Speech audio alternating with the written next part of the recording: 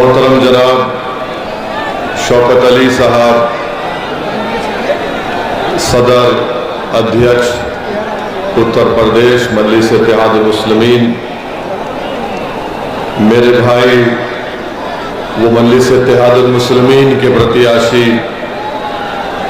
मुबारकपुर विधानसभा मोहतरम जनाब शालम गुड्डू जमाली साहब, मंच पर बैठे हुए मजलिस इत्तेहादुल मुस्लिमीन के तमाम जिम्मेदारान, बुजुर्गान मिल्लत,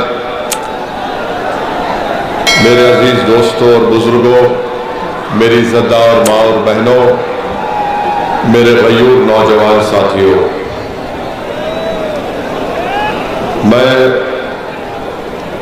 मजलिस इत्तेहादुल मुस्लिमीन के महनगर के करमवीर आज़ाद साहब भी प्रत्याशी हैं, दीदारगंज के जावेद आलम साहब मजलिस इत्तेहादुल मुस्लिमीन के प्रत्याशी हैं, निज़ामाबाद से अब्दुल रहमान साहब हैं, गोपालपुर से अब्दुल्ला साहब हैं,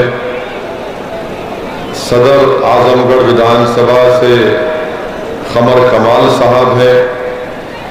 मेरी आपसे गुजारिश है कि 7 तारीख के दिन आप तमाम लोग मुत्तहदा तौर पर अपने एक वोट का, मतदान का इस्तेमाल करिए। पतन के निशान पर बटन दबाकर आप भारत के लोकतंत्र को, भारत के जमहूरियत को, भारत के संविधान को और मजबूत करिए। हिस्सेदारी की इस लड़ाई में आप अपना सहयोग दीजिए, इंसाफ की इस लड़ाई में आप अपना साथ दीजिए, मजलूमों को इंसाफ दिलाने के लिए आप गुड्डू जमाली को अपना विधायक बनाइए और कमजोरों को ताकतवर बनाने के लिए आप गुड्डू जमाली को दोबारा मुबारकपुर से अपना विधायक बनाइए। मेरे अजीज दोस्तों और बुजुर्गों, बाबुल इल्म के इस मैदान में, इस ग्राउंड में ये मीटिंग होने जा रही है। मैं आप तमाम का बेहद शुक्रिया अदा करता हूं कि आपने अपना कीमती वक्त निकालकर आज के इस मीटिंग में शिरकत की और यकीनन हजारों की तादाद में आपका यहां पर जमा होना इस बात का पैगाम देता है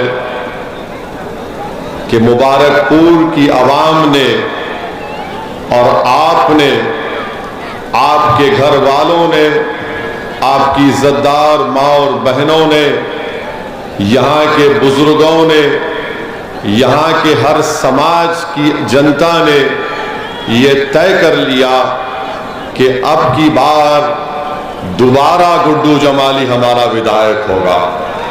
मेरे अजीज दोस्तों और बुजुर्गों, मैं आपका शुक्रिया अदा करता हूँ और मैं शुरुआत में इस बात का जिक्र करना चाहता हूँ कि कल हमारा भाषण हुआ था। अल्हम्दुलिल्लाह, अल्लाह के करम से नबी करीम सल्लल्लाहु अलैहि वसल्लम के सदक़े तुफ़ैल में, अहले बैत के सदक़े तुफ़ैल में हमको बोलने का मौका मिला। मेरे ख्याल से मैं एक आधा घंटा या 35 मिनट कुछ बोला हूँगा। उसमें से एक चीज को हमारे चाहने वाले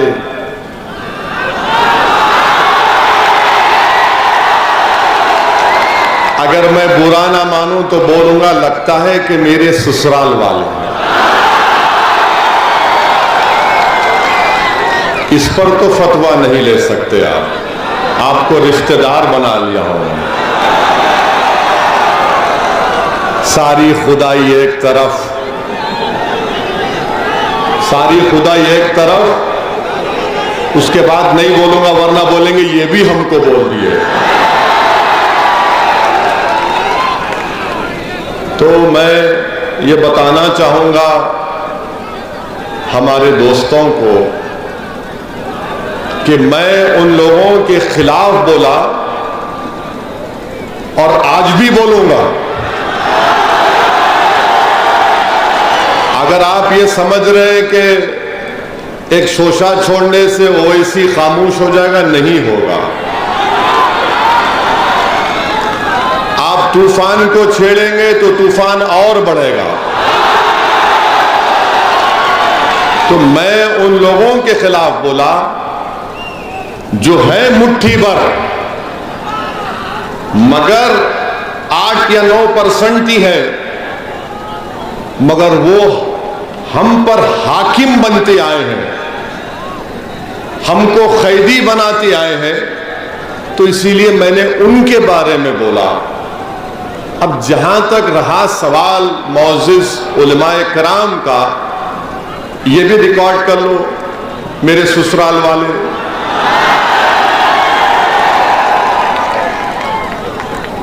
घर एक ही है, ये भी रिकॉर्ड कर लो कि जहां तक उलमाए कराम का मामला है, मेरा अकीदा है, अबू दाऊद शरीफ की हदीस है, हमारे महाराष्ट्र के जनरल सेक्रेटरी मौलाना अशरफी बैठे हैं,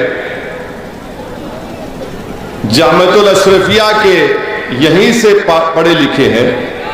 अबू दाऊद की हदीस है कि उलेमा अंबिया के वारिसीन हैं, उलेमा अंबिया के वारिसीन हैं।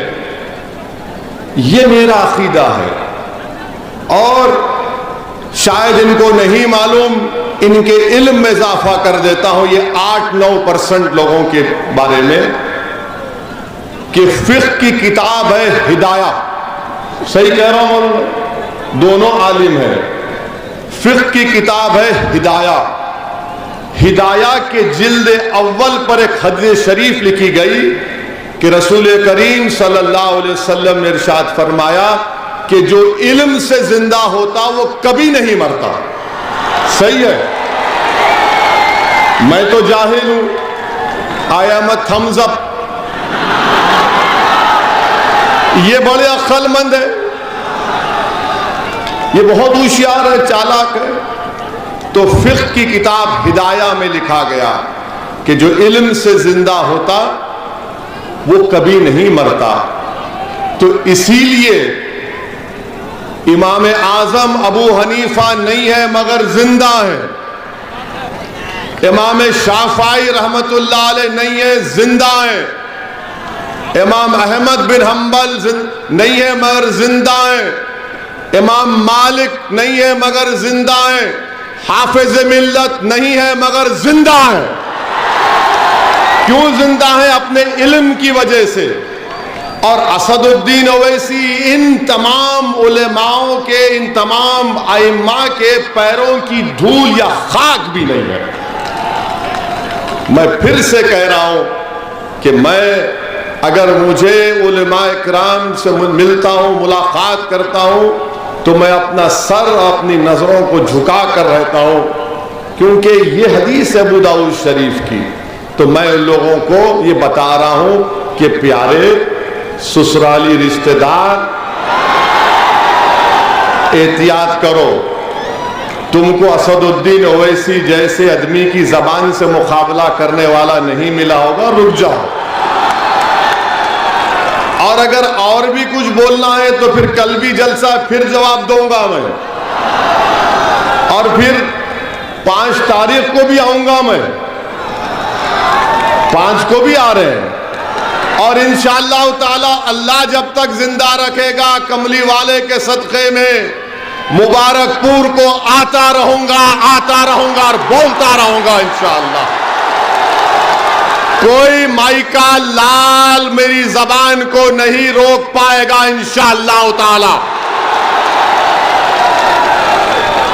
तो मेरा जो अटैक था, मेरा जो हमला था, हमला 8-9% वालों पर था। इनको समझ में नहीं आया, बेकाबू हो गए कि हमारे सियासी आका पे बोल दिए। अरे उन तुम्हारे सियासी आका के बाप पर बोलूंगा। क्यों बोलूंगा?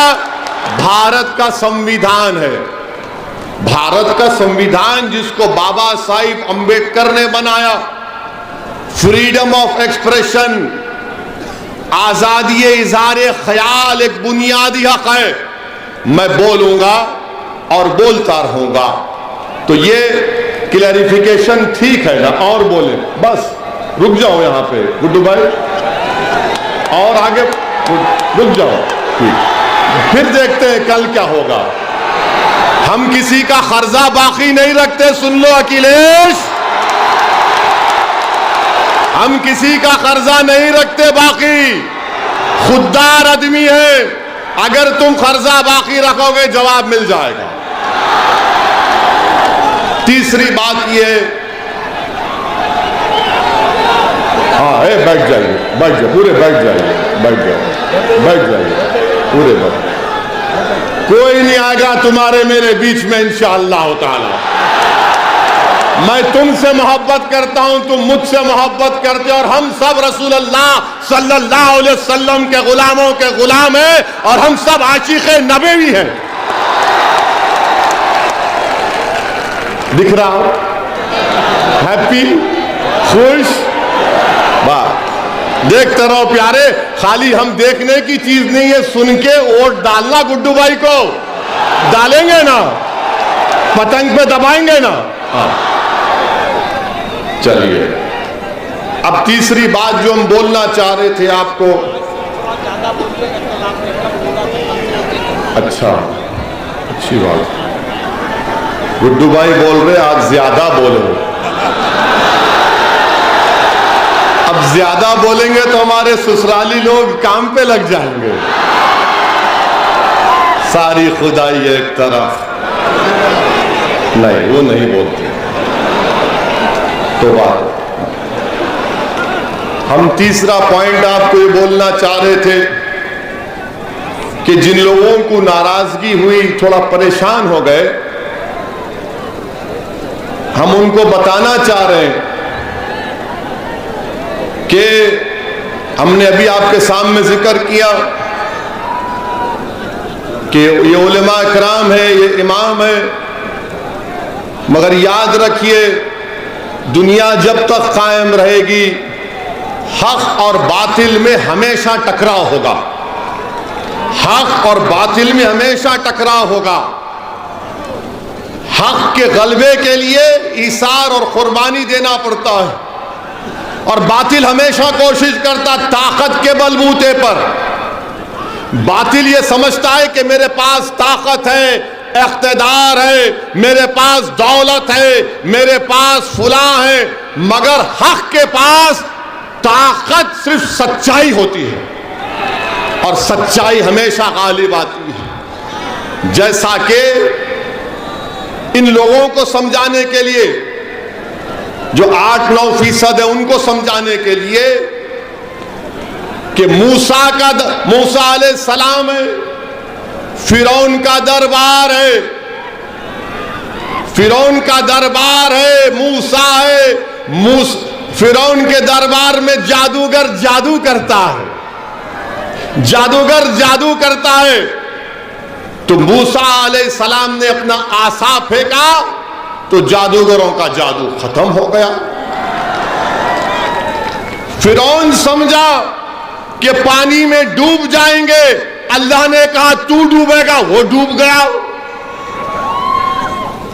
यजीद के पास ताकत थी, फौज थी, हाकिम था, समझता था कि लाखों का लश्कर इमाम हुसैन और अहले बैत को खत्म कर देगा, मगर करबला का मैदान, उसके रेगजारों से आज भी आवाज आ रही है। उस दरियाए दजल्ला का किनारा जो अहले बैत के खून से लाल हुआ, वो आज भी तुमको पुकार कर कह रहा है, सुनो मुबारकपुर की आवाम, अगर तुम हक को कामयाब करना चाहते हो तो हुसैनियत के परचम को बुलंद कर दो। मुबारकपुर में हुसैनियत के परचम को बुलंद कर दो। यजीद मुर्दा था, मुर्दा रहेगा। हुसैन जिंदा थे, है और सुबह क़यामत तक जिंदा रहेंगे।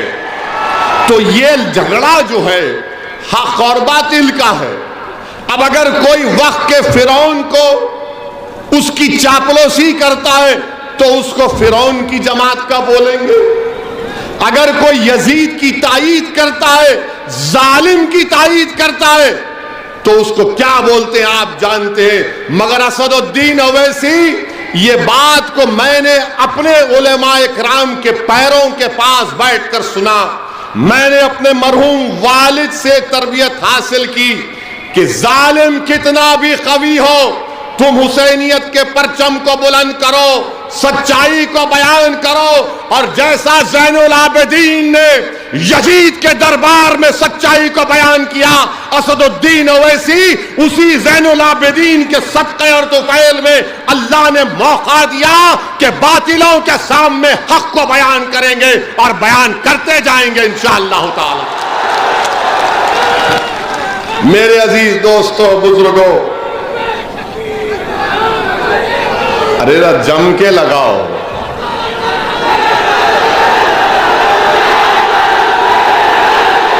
सुनिए, एक बात याद रखिए, ये आपकी मोहब्बत है, ये आपकी मोहब्बत है, मैं उसको सलाम करता हूं। मगर शेर कौन है मालूम आपको? शेर कौन है मालूम आपको? शेर अली है, अली ही रहेगा शेर। असदुल्लाह है वो। असदुद्दीन ओवैसी तो उनके पैरों की धूल भी नहीं है। मेरे अजीज दोस्तों और बुजुर्गों, इसीलिए हम आपसे अपील कर रहे हैं कि आप मुत्तहिद हो जाइए। मुत्तहिद होकर अपने वोट का इस्तेमाल मजलिस-ए इत्तिहादुल मुस्लिमीन की कामयाबी के लिए करिए। और आपके सामने बहुत से लोग आएंगे, बहुत सी बातें करेंगे, मगर उनके बारे में भी हम खुलासा कर देते हैं। हमारी पांचवी बात यह है कि मैं हमारे बुनकर भाइयों को सलाम करता हूं। मैं उनको ये बात बताने आया हूं कि असदुद्दीन ओवैसी सरजमीन दखन से जरूर आता है, मगर मैं कोई नवाब या आला खानदान से नहीं आता हूं। मेरे बुजुर्ग भी, मेरे अजदाद भी वकालत करते थे, मेहनत किए, जुस्तजू किए, तो मैं उसी परिवार से आता हूं। मैं हमारे बुनकर भाइयों को सलाम करता हूं। ये वो काम कर रहे हैं जो हजरत आदम अलैहिस्सलाम करते थे। ये वो काम कर रहे हैं, वो हमको कपड़ा पहनाते हैं। और ये वो बरादरी है जो 8 महीने मंदी का शिकार रहती है और 4 महीने काम करके अपना पूरा साल भर का इंतजाम कर लेते हैं। मैं आपको सलाम करता हूं। ये वो अंसारी लोग हैं जो हर खैर के काम में, हक के काम में आगे बढ़ते हैं। और मैं हमारे अंसारी भाइयों को पैगाम और ये बताना चाहता हूं कि जैसा कि हमारे गुड्डू जमाली साहब ने कहा कि आप अकेले नहीं हैं, गुड्डू जमाली आपके साथ था, है और रहेगा। आपके वोट से इंशाअल्लाह, दुआओं से, आशीर्वाद से विधायक बनेगा। गुड्डू जमाली भी रहेगा और साथ में ये दीवाना भी आपके साथ रहेगा इंशाअल्लाह ताला। और मैं हमारे बुनकर भाइयों को बता रहा हूं कि महाराष्ट्र मालेगांव में हमारे विधायक मुफ्ती इस्माइल, वो खुद अंसारी हैं। मुफ्ती इस्माइल साहब मालेगांव के हमारे एमएलए हैं, मजलिस-ए इत्तिहादुल मुस्लिमीन के। वो हमारे पार्टी लीडर हैं महाराष्ट्र की विधानसभा में। 2 एमएलए हैं हमारे, एक मुफ्ती इस्माइल और धूलिया से हमारे शाह साहब हैं। हमने मुफ्ती इस्माइल साहब को अपना पार्टी का लीडर बनाया महाराष्ट्र की विधानसभा के लिए। तो मैं हमारे बुनकर भाइयों को भी कहना चाह रहा हूं कि मैं जानता हूं कि यान का मसला है, यान का रॉ मटेरियल का मसला है। मैंने उस मसले को उठाया भी था, पार्लियामेंट में भी उठाया था। और जब आज से 2017 या 18 में एक मीटिंग बुलाई गई थी, उस मीटिंग में भी मैं गया था। तो आप हमारे बुनकर भाई सन 57 की जंग आजादी के बाद कोई माऊ से तो कोई मुबारकपुर से निकलकर कोई मालेगांव गया तो कोई शोलापुर गया। मैं आप तमाम को सलाम करता हूं और आपको यकीन दिलाता हूं हम आपके साथ हैं, आपकी लड़ाई में आपके साथ रहेंगे।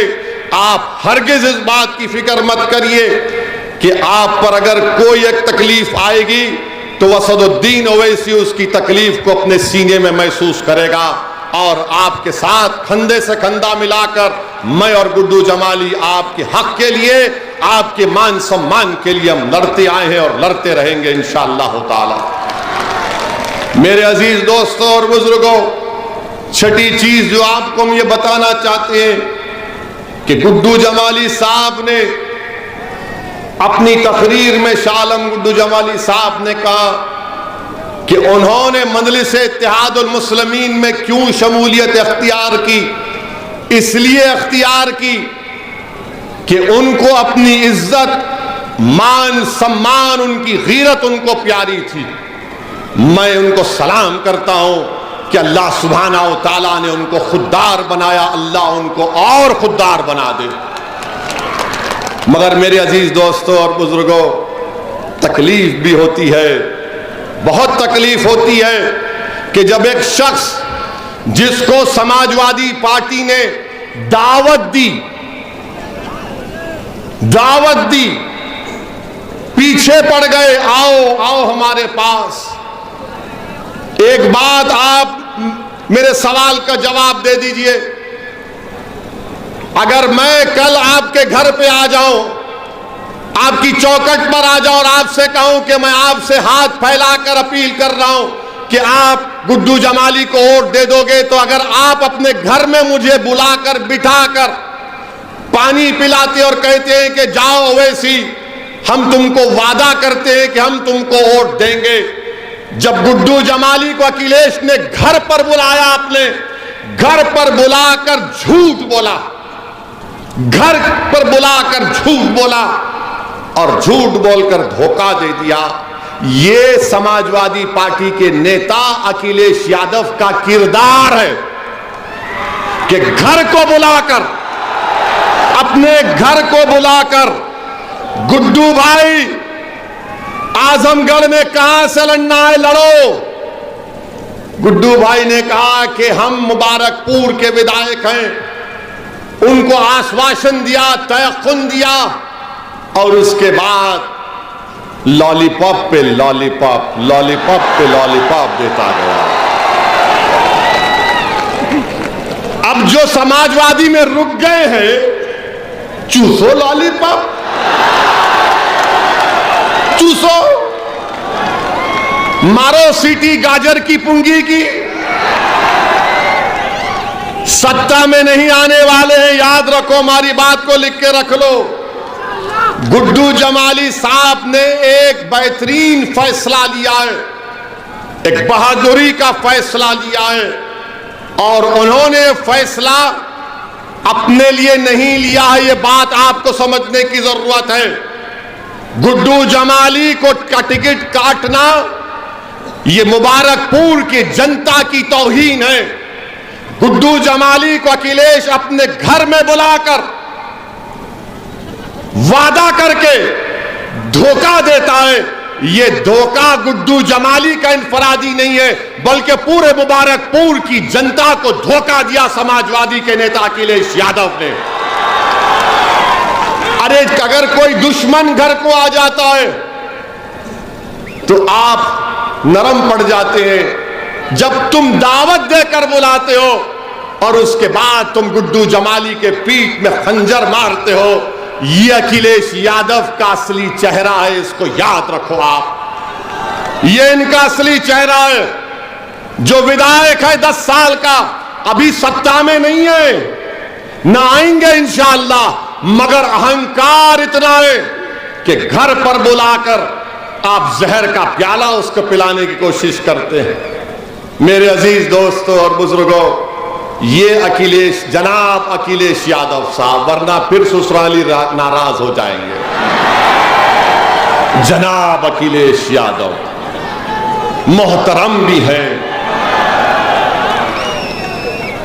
अब इससे आगे बहुत बोल सकता हूं, इंतजार करूंगा आज की रात का। कल कहां पर है गुड्डू भाई जलसा?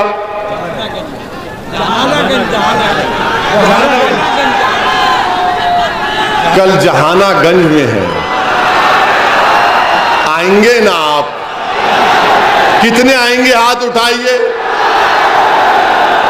वहां पर पूरे जहां की बात होगी इंशाअल्लाह।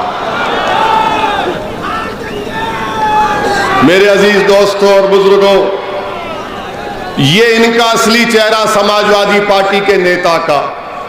अब सातवीं बात हमारी सुन लो आप, कि यहां से मुलायम सिंह यादव साहब भी एमपी थे, अखिलेश यादव भी अभी एमपी हैं, मैं भी हैदराबाद से चौथी मर्तबा का एमपी हूं। मैंने अपने क्षेत्र में एक मिसाल दे रहा हूं आपको। एक विधानसभा है, उसका नाम कारवान है। कारवान विधानसभा में मैंने अपने एमपी लैड के पैसों से 10 करोड़ की बच्चियों के लिए एक डिग्री और इंटर कॉलेज की बिल्डिंग बनाई मैंने, जिसमें हमारी बेटियां हिजाब भी पहनती, नहीं भी पहनती, एक आलीशान बिल्डिंग मैंने बनाई। मैं अखिलेश यादव से, समाजवादी के लोगों से पूछना चाह रहा हूं, तुमने अपने एमपी लैड के पैसे कैसे इस्तेमाल किए आजमगढ़ में? बताओ मेरे को, कहां इस्तेमाल हुए? बताओ हमको, कहां इस्तेमाल किए? बताओ आप। अब आपको और एक मिसाल दे रहे हैं। अब ये हमने सुना कि गुड्डू भाई के बारे में बोल रहे हैं कि अगर ये एक जीत जाएंगे तो क्या होगा, एक जीत जाएंगे तो क्या होगा। किसने कहा तुमसे एक जीत रहे हैं? हमारे तो बहुत जीत रहे हैं और तुम्हारे तो बहुत हारेंगे इंशाअल्लाह। हम तो बहुत जीतने वाले हैं। अब ये सफर कामयाबी का शुरू हुआ है अखिलेश यादव साहब। ये सिर्फ 22 का विधानसभा पे खत्म नहीं होगा, 24 भी आएगा, 27 भी आएगा, 29 भी आएगा। जब तक ओवैसी जवान रहेगा मैं आता रहूंगा, और ओवैसी बुढ़ा कभी नहीं होगा इंशाअल्लाह ताला। I am young, I will always be young. दाढ़ी वाइट है, दाढ़ी वाइट पे गलत फैसला नहीं कर लेना। ये धूप में हो गई। मेरी अम्मा ऐसी ही बोलती कि मेरा बेटा कितना अच्छा है। अम्मा बोलती धूप में फिर फिर के इसकी दाढ़ी वाइट हो गई। तो हम ये बता रहे थे आपको कि एक काम बता दो आप हमने जो हैदराबाद में किया देख लो आप। इंटरनेट पे जाइए, हजरत गूगल पर जाकर लिखिए हैदराबाद पार्लियामेंट कॉन्स्टिट्यूएंसी, मालूम हो जाएगा पूरा शिजरा निकलता उसमें। हाँ बोलेंगे, अभी आएंगे गुड्डू भाई, पूरा बोलेंगे, आप फिक्र मत करिए गुड्डू भाई। आपको जिताएंगी जनता और अल्लाह जिताएगा इंशाअल्लाह आपको। हमने ये काम किया। एक विधानसभा की बात कर रहे हैं आपको, वही विधानसभा में हमारे, वही प्रदेश में हमारे सिर्फ 7 विधायक हैं। कितने? 7। हम कभी मंत्री नहीं बने, ना कभी बनेंगे तेलंगाना में। वहां पर हमने, वहां की सरकार, हमारे मुख्यमंत्री चंद्रशेखर राव साहब अच्छा आदमी है, अच्छा आदमी है, अखिलेश की तरह बेवफा नहीं है। उनके साथ हम बैठे। कब बैठे? 2015 में मैं और हमारे भाई अकबर बैठे और चंद्रशेखर राव साहब से कहा कि आप अल्पसंख्यक समाज मुसलमानों के लिए क्या कर सकते। तो चंद्रशेखर राव साहब ने कहा कि बोलो सद भाई क्या करना। हमने कहा सर, जैसा दलित समाज के लिए और ओबीसी समाज के लिए, पिछड़ा समाज के लिए आपने स्कूल कायम किए, वैसे ही स्कूल आप अल्पसंख्यक समाज मुसलमानों के लिए कायम किए। आपको जानकर खुशी होगी कि 7 एमएलए, कोई मंत्री नहीं है।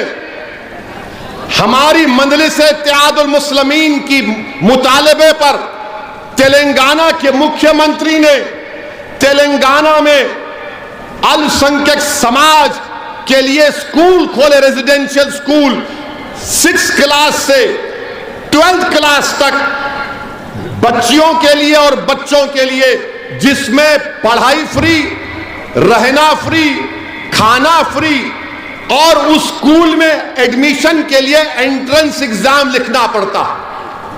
अब आपको बता रहे आपकी ताकत क्या होती है, आपके विधायक की। सब लोग बोलते हैं सत्ता आएगी, क्या तुम मुख्यमंत्री बनोगे, क्या तुम मंत्री बनोगे। अरे सबको बाजू रखो। 7 विधायक हैं आज तेलंगाना में। पिछले 6 साल से 60,000 मुसलमान बच्चे और बच्चियां गवर्नमेंट के पैसों पर फ्री में तालीम हासिल कर रही हैं। फ्री में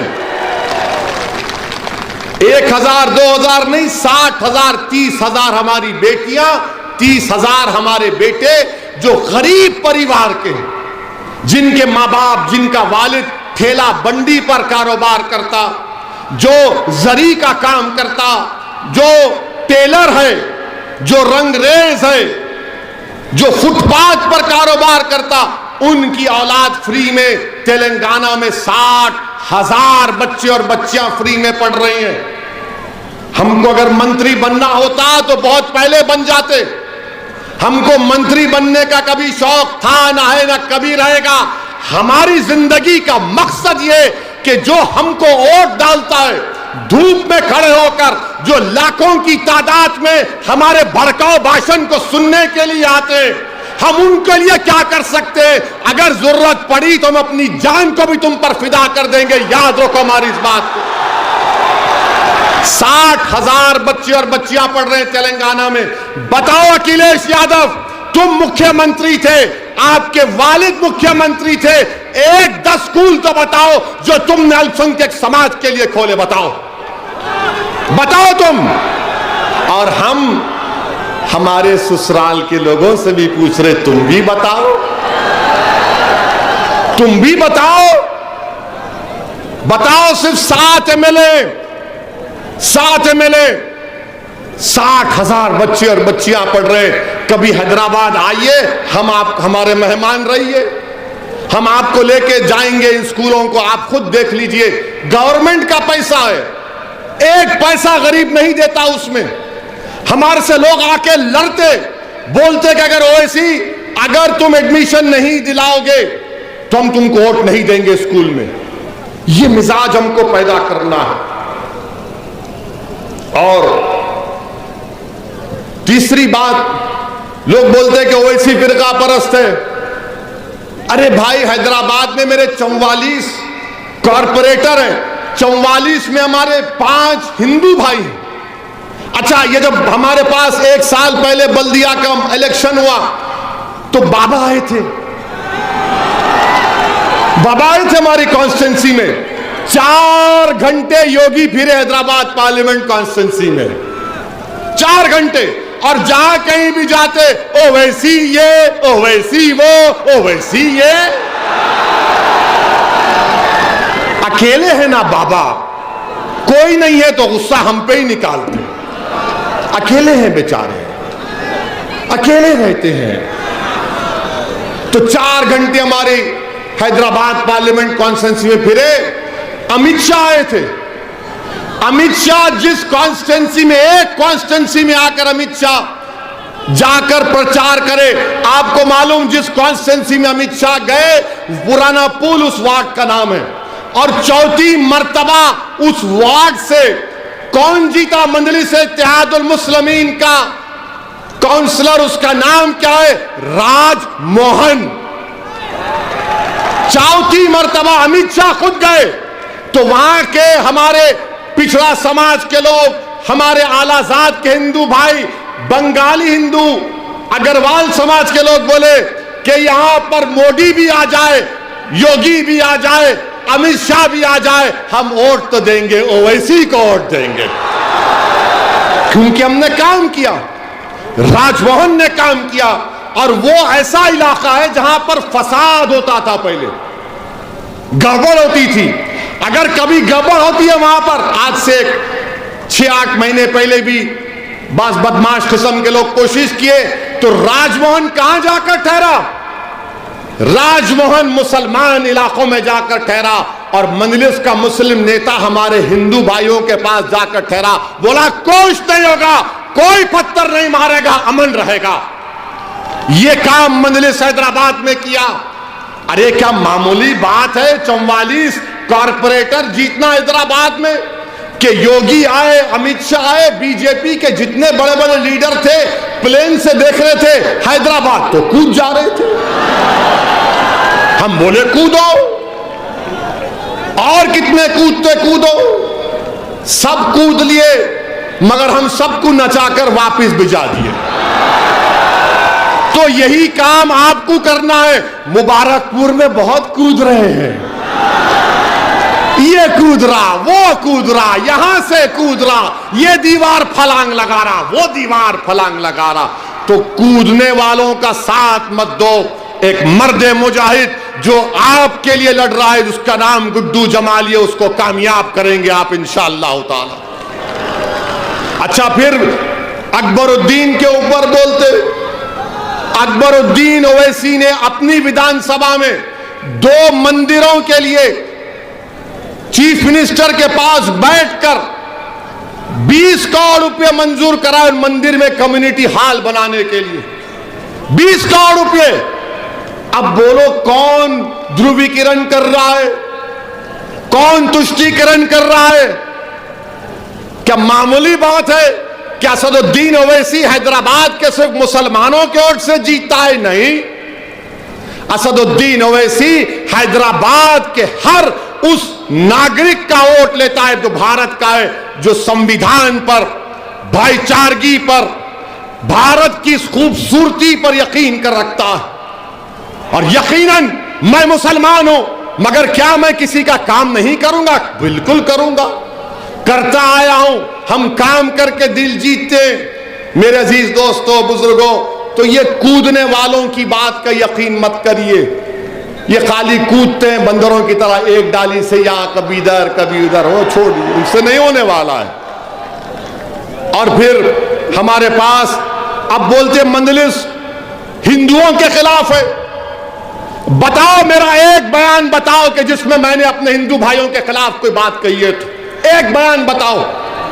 इनको लगता है चेहरे पे दाढ़ी है, सर पे टोपी है, तो मौलाना मुल्ला है, इसको हम घेर लेंगे। अरे बाबू, तुम्हारे जैसे 100 भी आए तो नहीं घेर सकते मुझे। और औरंगाबाद, सुनिए, थक तो नहीं गए ना? बोले नींद आ रही है क्या? जाग रहे ना? हाँ, जागते रहना है 7 तारीख तक। 7 तारीख तक जागते रहना, वरना हमारे ससुराल वाले आएंगे, आकर बोलेंगे, ए भाई, ये जज्बाती भाषण तो बहुत देता है, मगर बीजेपी, बाबा, मोदी, घोष, इसका क्या होगा? इसका भी हल है हमारे पास, इसका हल है हमारे पास। आपको एक ऐसे विधायक की जरूरत है जो आपकी आवाज को उत्तर प्रदेश की विधानसभा में पहुंचाएगा। हम आपको बता रहे थे, औरंगाबाद में इम्तियाज जलील मजलिस इत्तेहादुल मुस्लिमीन के विधायक ने 21 साल के भाजपा और शिवसेना के सांसद को हराया। क्या कांग्रेस ने हराया? क्या समाजवादी पार्टी ने हराया महाराष्ट्र की? क्या राष्ट्रवादी कांग्रेस ने हराया? औरंगाबाद की जनता ने। मैं औरंगाबाद की जनता को बाबुल इल्म ग्राउंड आजमगढ़ मुबारकपुर से अपना सलाम पेश करता हूं कि तमाम दलितों ने, तमाम हमारे हिंदू भाइयों ने, मुसलमानों ने मिलकर कहा कि शिवसेना बीजेपी नहीं, अब के इम्तियाज जलील को कामयाब करेंगे, और इम्तियाज जलील एमपी बन गया। आप देखिए ये काम मजलिस ने किया मगर हम पर ही इल्जाम। और फिर तीसरी बात ये कि बोलते मजलिस ने क्या किया। मेरे अजीज दोस्तों और बुजुर्गों, मजलिस इत्तेहादुल मुस्लिमीन ने 1984 में 40-45 साल पहले एक मेडिकल कॉलेज खोला अल्पसंख्यक समाज के लिए, जो बाबा साहिब अंबेडकर का संविधान में आर्टिकल 30 है, 30 का हवाला देकर हमारे पास जब 5 एमएलए थे, 5 एमएलए थे, एनटी रामाराव को हटाया गया, भास्कर राव सीएम बने, आकर हमारे मरहूम वालिद से कहा कि सलाहुद्दीन ओवैसी साथ दो, तुम जो चाहे मैं करूंगा। मैं उस गुफ्तगू में छोटा सा था, बैठा हुआ था। नाडेल्ला भास्कर राव ने कहा ओवैसी क्या चाहिए, तो मेरे वालिद मरहूम ने कहा कि भास्कर राव मुझे कागज का टुकड़ा चाहिए। वो बोला ताज्जुब क्या, बोले क्या? उसने कहा तुम गवर्नमेंट का परमिशन दे दो मुझे कि मैं अल्पसंख्यक समाज के लिए, उनके तालीम में उनको उठाने के लिए उनको डॉक्टर इंजीनियर बनाना चाहता हूं। 84 में हमने एक पैसा नहीं लिया, एक कागज का टुकड़ा गवर्नमेंट का परमिशन खोला। हर साल 150 मुसलमान बच्चे बच्चियां डॉक्टर बनकर निकलती हैं। आप सोच लो 84 से। और अखिलेश यादव, हमारी बात का यकीन नहीं आया, तुम अपने पिताजी मुलायम सिंह यादव से पूछना, वो भी आए थे हमारे अस्पताल को देखने के लिए, देखकर ताज्जुब किए और बोला कि सलाहुद्दीन ओवैसी ने तो ताजमहल बना दिया। इतना बड़ा अस्पताल है 500 बेड का। तुम्हारे वालिद मरहूम ने कहा वो ताजमहल किसी बनाने वाले ने एक शख्स की मोहब्बत में बनाया, मैंने अपने गरीब जनता की मोहब्बत में इस ताजमहल को बनाया हूं, जो मेरे मरने के बाद भी गरीबों की खिदमत करता रहेगा। ये जज्बा है हमारा, ये जज्बा है हमारा। MBA college, MCA college, school of pharmacy, architecture, ये सब किसके? मेरे जाती नहीं है। मेरे मरने के बाद मेरी औलाद में नहीं बटेगा। ये कौम का है, आपका है, आप इसके मालिक रहेंगे। क्योंकि आपने धूप में, सर्दी में भूखे रहकर आपने वोट डालकर हमको कामयाब किया, तो ये असासे जो आपने हमको ताकत दी, हमने कायम किए, आपको फायदा पहुंचेगा। इसीलिए हैदराबाद में सब आते हैं, हम सबसे कहते हैं कि रुख उधर करो, इधर का रुख मत करो, ये तूफान में तुम्हारी कश्ती डूब जाएगी। तो हम भी चाहते हैं कि मुबारकपुर में भी वही तूफान खड़ा होगा इंशाअल्लाह ताला। आप वो तूफान बर्पा करेंगे, आप वो तूफान बर्पा करेंगे, आप वो तूफान बर्पा करेंगे, वो तूफान बर्पा करेंगे आप। और क्या तूफान है? वो मोहब्बत का तूफान है, नफरत का नहीं होगा। वो मोहब्बत का तूफान होगा जिसमें मुबारकपुर का हर गरीब, चाहे किसी मजहब का हो, किसी समाज का हो, वो बोलेगा कि हाँ ये मेरा तूफान है, इस तूफान के जरिए हम कामयाबी हासिल कर सकते हैं। ये मजलिस इत्तेहादुल मुस्लिमीन ने काम किया हैदराबाद में, ये काम भी मुबारकपुर में हो सकता है। आप कामयाब करिए। लोग बोलेंगे गुड्डू जमाली साहब को हमने 2 मरतबा विधायक बनाया, यकीनन आपने बनाया, आपको सलाम, आपको सलाम। मगर अब की बार फर्क क्या है बताओ? फर्क क्या है बताओ? अब की बार फर्क क्या है बताओ? फर्क यह है कि कल तक गुड्डू जमाली भाई बसपा के नेता थे, अब वो आपके नेता बनेंगे इंशाअल्लाह ताला। ये फर्क है, ये आपका नेता बनेगा। कोई बात नहीं, लाइट हम पर है, हम अपना सेल फोन खोलो, लाइट चालू करो, जुगनू जगाओ। मुबारकपुर में एक उम्मीद की हाय हाय हाय हाय, क्या समय! अखिलेश देख लो इसको, ये रोशन हो चुका है मुबारकपुर। अब लाइट जल चुकी, अब मशाल जल चुका। अब 7 तारीख को इंशाअल्लाह ताला यही लाइट रहेगी बस। वाह वाह वाह, आप लोग बड़े तेज हैं। सेलफोन, लाइट, ये जंगल में जुगनू चमक रहा है। अब तो ससुराल वाले और परेशान हो जाएंगे। हाँ, इधर भी है, छत पर भी है, हाँ दाहिने भी है। हम देख रहे हैं सबको। आपका बेहद शुक्रिया। बहनें भी हैं। हाँ, माए बहनें भी हैं माशाल्लाह से, हिजाब और निकाब पहन कर, उनको सलाम। तो मेरे अजीज दोस्तों और बुजुर्गों, ये हमारे ससुराल वाले बन करे क्या? लाइट लगता है बहुत बोल दिए तो लगता है कि भाई ये ज्यादा बोल दिया। बहरहाल मेरे अजीज दोस्तों और बुजुर्गों, आपसे अपील है, अभी थोड़ा आगे देखिए, नाम लिए तो आ गई लाइट, आगे आगे आगे आगे आएगी। मेरे अजीज दोस्तों और बुजुर्गों, समाजवादी पार्टी क्या बीजेपी को हरा सकती? नहीं हरा सकती बीजेपी को समाजवादी पार्टी। आपने 2019 में बहन मायावती को और अखिलेश यादव को वोट दिया नहीं दिया? दिया था ना आपने। पूरे उत्तर प्रदेश में आपने दिया, मगर सिर्फ 15 सीट पर ये लोग कामयाबी क्यों हासिल किए? मेरे अजीज दोस्तों और बुजुर्गों, हम आपसे अपील कर रहे हैं कि मुत्तहिद रहिए, अपने एक एक वोट को जाय होने से बचाइए।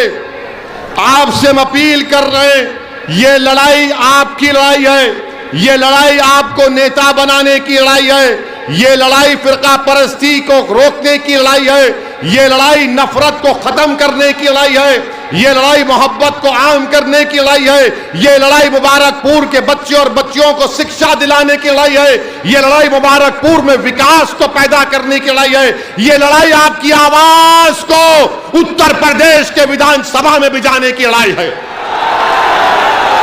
इस आवाज को आपको पहुंचाना है मेरे भाइयों, मेरी इज्जतदार मां और बहनों। सपा बीजेपी को नहीं रोक पाएगी। हम पार्लियामेंट में देख चुके हैं कि 2019 में अमित शाह ने अनलॉफुल एक्टिविटीज प्रिवेंशन एक्ट का कानून लाए थे। वो कानून ये कहता है कि दिल्ली में एक एनआईए का इंस्पेक्टर बैठकर किसी शख्स का नाम अगर गुड्डू जमाली होगा तो उसको टेररिस्ट घोषित कर दिया जाएगा बगैर कोर्ट के फैसले के। क्या समाजवादी पार्टी ने अमित शाह के हक में वोट नहीं दिया? क्या बसपा ने वोट नहीं दिया? क्या कांग्रेस ने वोट नहीं दिया? तो जो अमित शाह का हाथ पकड़ लिया, जो अमित शाह से बगलगीर हो गए, हम पर उंगली उतारे, तुम तो बीजेपी का साथ दिए पार्लियामेंट में, बताओ वो कैसे आपके वोट के हकदार हो सकते हैं? सुनो ससुराल वालों, ये भी रिकॉर्ड करके सुनाना तुम्हारे भैया को। अभी तो शुरू करे हैं। यूएपीए का कानून बना तो समाजवादी, कांग्रेस और बसपा की ताईद से बना, और उसी कानून के तहत कई नौजवान बच्चे, आदिवासी, दलित जेल में अपनी जवानी को बर्बाद कर रहे हैं, 3-3 साल से जेल में।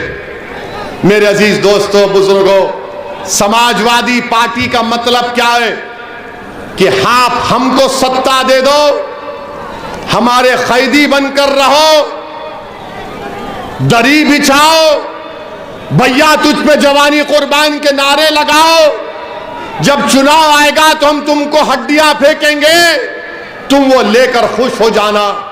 मैं अब इस चीज को बर्दाश्त नहीं कर सकता।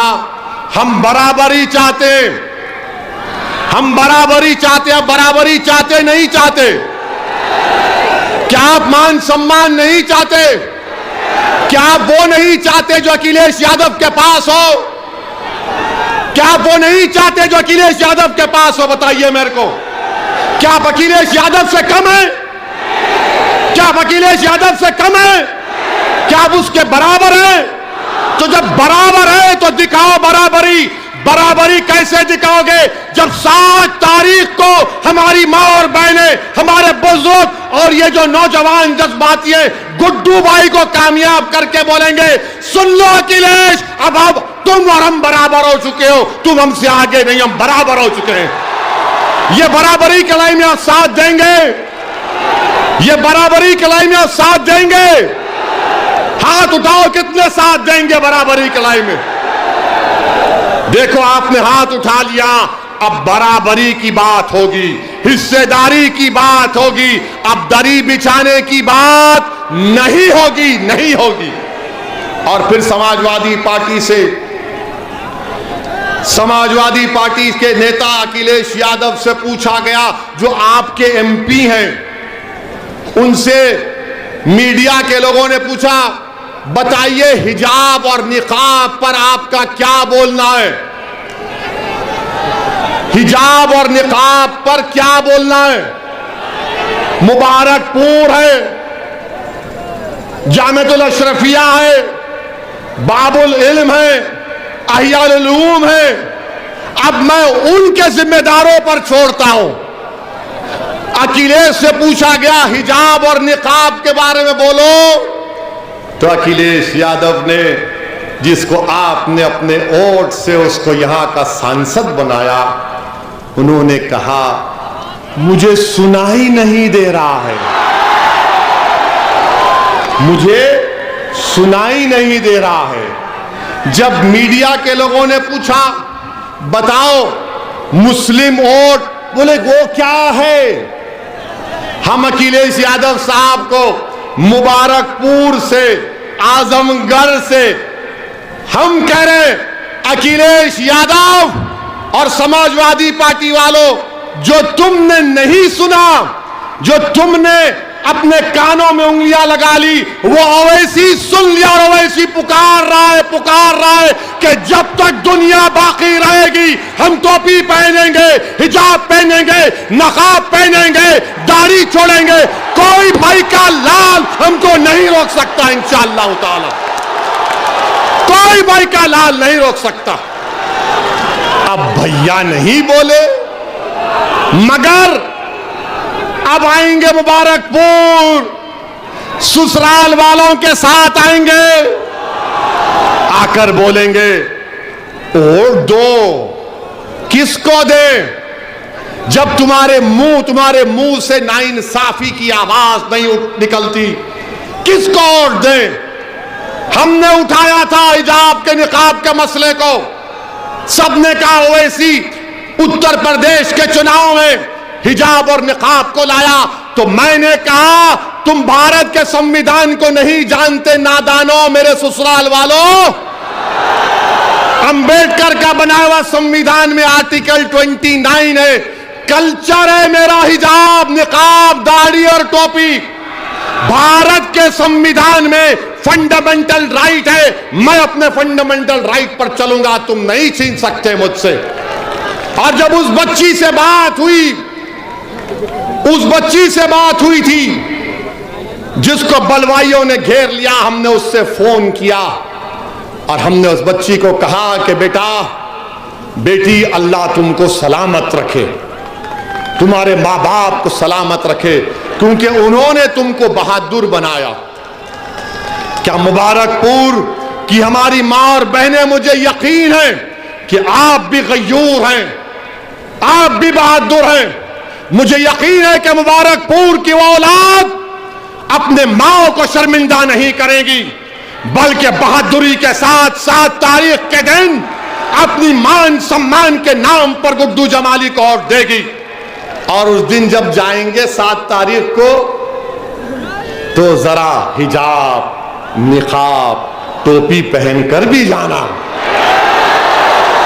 ताकि भैया को मालूम हो जाए कि जो जबान नहीं खोलता, देखो अब हम खोल रहे हैं। ये हमारी शनाख्त है और हमारी शनाख्त कोई हमसे नहीं छीन सकता। अब हम एक और, कितना टाइम? 10 मिनट है। अरे कल भी आ जाओ, नहीं आएंगे? आइए। तो हम आपसे अर्ज कर रहे थे, अभी हमारे बीजेपी पे भी बोल देते हैं, थोड़ा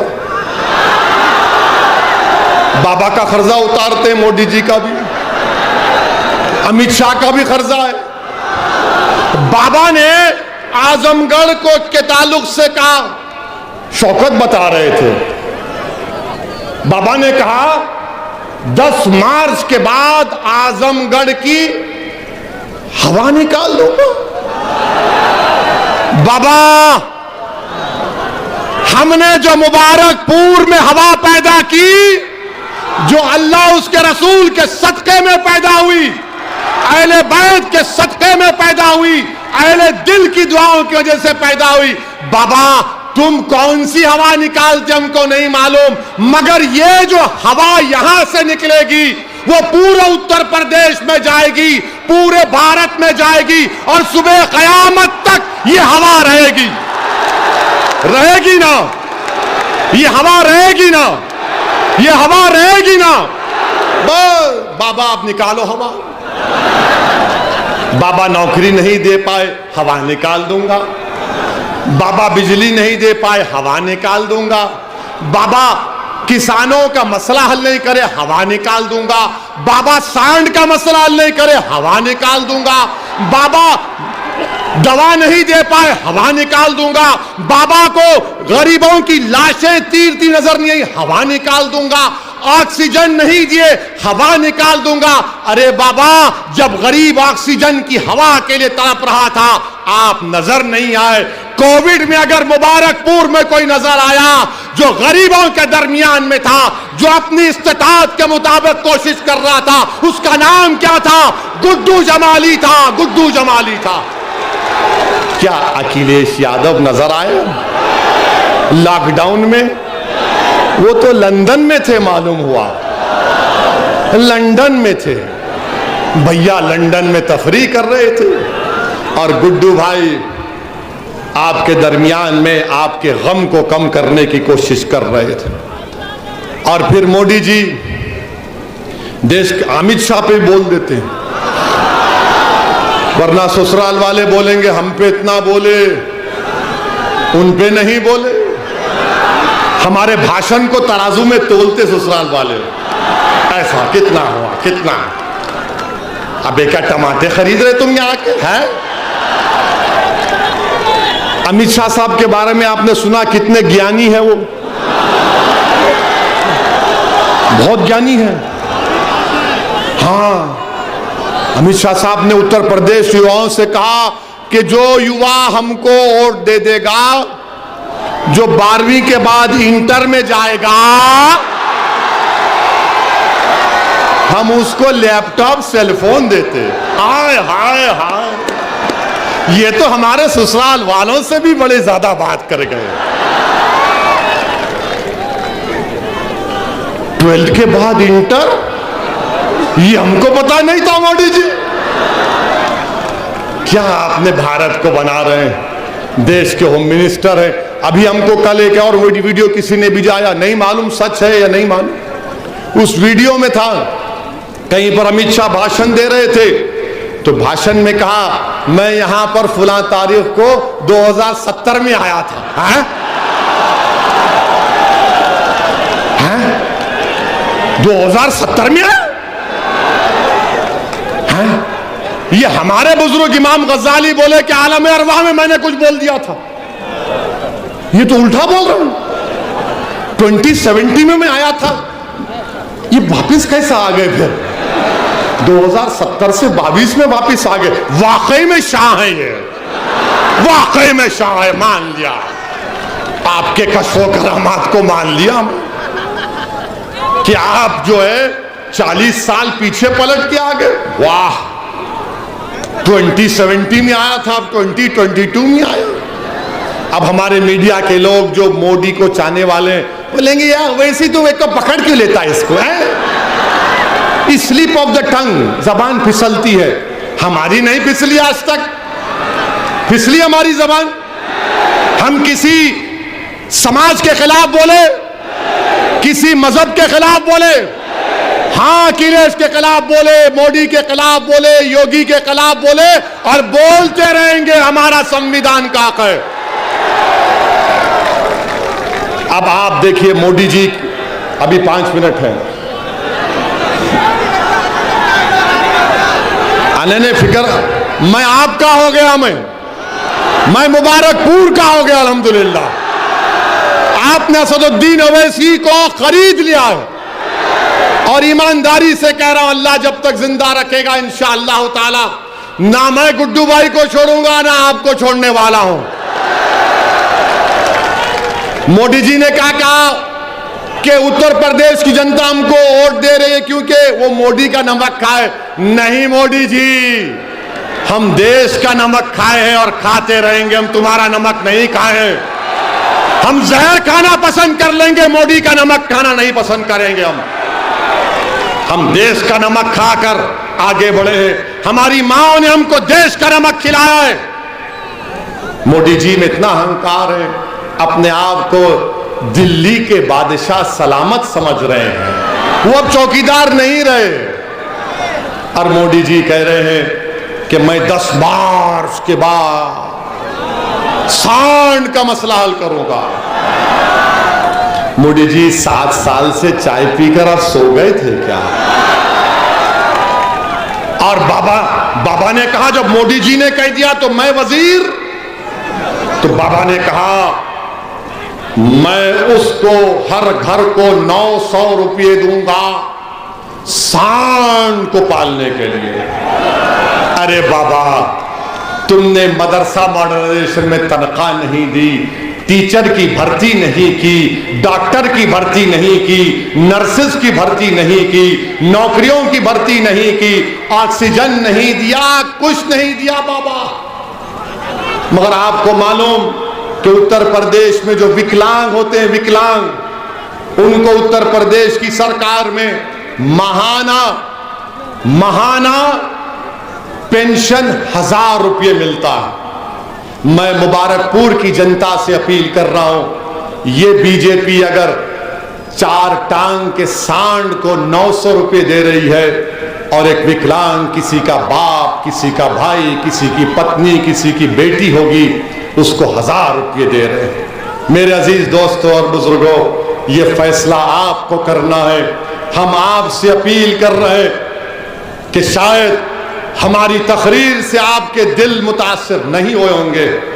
हमको यकीन है कि अल्लाह दिलों को मोड़ने वाला है। बस हमने जो पैगाम दिया उस पर सोचिए, जो पैगाम हमने आपको दिया उस पर सोचिए और याद रखिए, आपको नेता बना रहे हैं आप 7 तारीख को। आप अखिलेश को नेता नहीं बनाएंगे, आप गुड्डू जमाली को अपना नेता बनाएंगे इंशाअल्लाह ताला। आप बनाएंगे गुड्डू जमाली को अपना नेता। गुड्डू जमाली के हक में वोट डालेंगे पतंग के निशान पर। हाथ उठाकर बताइए। और अगर हमारे ससुराल के लोग आकर डराएंगे तो उस कर्नाटका की बच्ची ने क्या नारा लगाया था जब बलवाई घेर लिए, तो जोर से लगाओ नारा, हो दिल खोल के बोलो, झूम कर बोलो, पूरा मुबारकपुर बोले। ये बात हुई।